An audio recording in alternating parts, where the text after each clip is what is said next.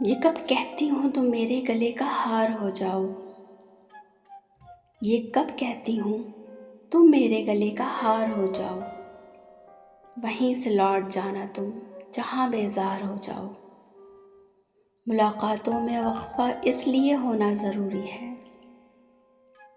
ملاقاتوں میں وقفہ اس لیے ہونا ضروری ہے کہ تم ایک دن جدائی کے لیے تیار ہو جاؤ۔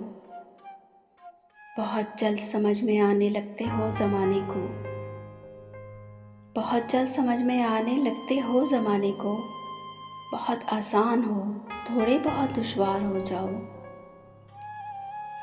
بلا کی دھوپ سے آئی ہوں میرا حال تو دیکھو، بلا کی دھوپ سے آئی ہوں میرا حال تو دیکھو، بس اب ایسا کرو تم سایہ دیوار ہو جاؤ۔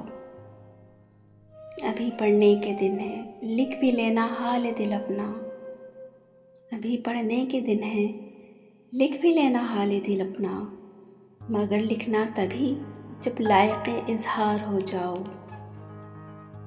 اس خوبصورت کلام کی شاعرہ تھیں پروین شاکر۔ مزید اچھا کلام سننے کے لیے ہمارے چینل کو لائک، شیئر اور سبسکرائب ضرور کر دیجیے، اور کمنٹس میں اپنی رائے کا اظہار ضرور کیجیے گا۔